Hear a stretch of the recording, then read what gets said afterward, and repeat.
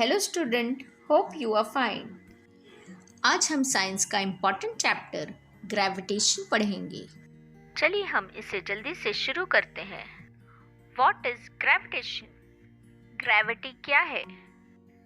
Gravity मतलब attraction या फिर मूवमेंट टुवर्ड्स, और ये अट्रैक्शन कहाँ होता है? सेंटर की तरफ, यानी अर्थ की तरफ।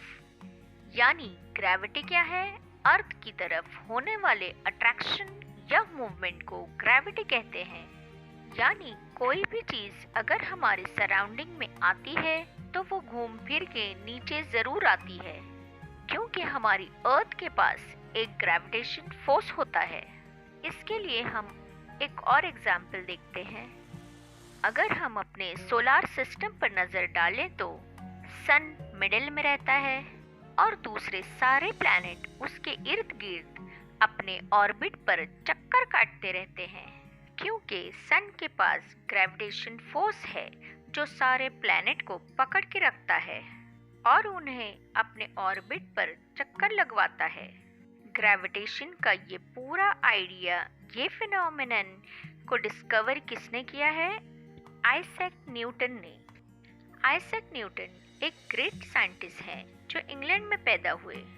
इन्होंने laws of motion, equation of motion and theory of gravity जैसे लॉ अपनी बुक प्रिंसिपिया में लिखी है। न्यूटन ने लाइट, हीट, साउंड और मैथमेटिक्स के फील्ड में भी बहुत से इन्वेंशन किए। रिफ्लेक्टिंग टेलीस्कोप इन्वेंट करने वाले भी न्यूटन ही हैं।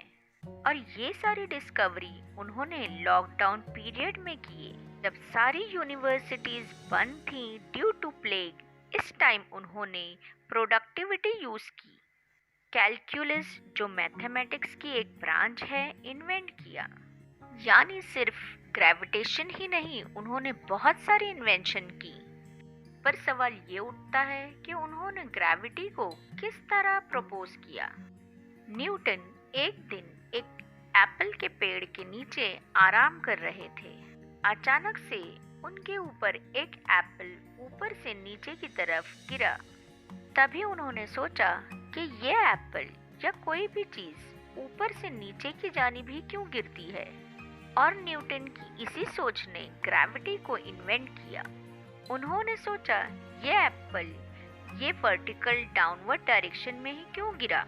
और बहुत सोचने, ऑब्जर्वेशन करने के बाद न्यूटन ये कंक्लूजन पर पहुंच गए कि अर्थ इस एप्पल को अपनी तरफ खींचती है।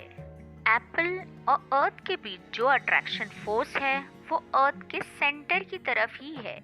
यानी एप्पल हमेशा अर्थ के सेंटर की तरफ ही गिरेगा। यानी हमारी अर्थ के पास एक ऐसा ग्रेविटेशनल फोर्स है जिसकी वजह से हर चीज उसकी तरफ अट्रैक्ट होती है, और वो अट्रैक्शन सेंटर की तरफ होता है। What do you mean by force? Force is necessary to change the speed as well as the direction of motion of an object. Let's suppose जमीन पर एक बॉल रखा है। ये बॉल जब तक नहीं हिलेगा जब तक हम उस पर फोर्स नहीं लगाएंगे। यानी जब तक हम उसे हाथ से या कोई और एडिशनल फोर्स लगा के धक्का दें या हिलाएं, जब तक ये बॉल इधर से उधर नहीं जाएगा। यानी फोर्स एक ऐसी ताकत है जो किसी भी चीज पर पड़ती है तो उसमें मोशन या मूवमेंट पैदा होता है। यानी फोर्स और मोशन दोनों एक दूसरे पर इंटरडिपेंडेंट हैं। लेकिन फोर्स सिर्फ मोशन या मूवमेंट ही पैदा नहीं करता, बल्कि ये किसी भी मूविंग बॉडी को स्टॉप भी कर देता है। फॉर एग्जाम्पल, हम चलती हुई साइकिल को ब्रेक की मदद से रोक सकते हैं। फोर्स किसी भी मूविंग बॉडी की स्पीड को भी कम या ज्यादा कर सकता है। जैसे अगर हम साइकिल को ब्रेक लगाते हैं तो उसकी स्पीड डिक्रीज हो जाती है और वो रुक जाती है। फोर्स किसी भी मूविंग बॉडी की स्पीड ही नहीं बल्कि उसके डायरेक्शन को भी चेंज कर सकती है। जैसे अगर एक बॉलर किसी बैट्समैन को बॉलिंग करता है और बैट्समैन उस बॉल को हिट करता है, यहाँ बैट्समैन की फोर्स से बॉल की स्पीड ही नहीं बल्कि उसकी डायरेक्शन भी चेंज हो गई। फोर्स किसी भी चीज की शेप और साइज को भी चेंज कर सकता है। जैसे अगर एक रबर बॉल को प्रेस किया जाए तो वो स्फेरिकल नहीं रह जाएगा और उसका वॉल्यूम भी डिक्रीज हो जाएगा।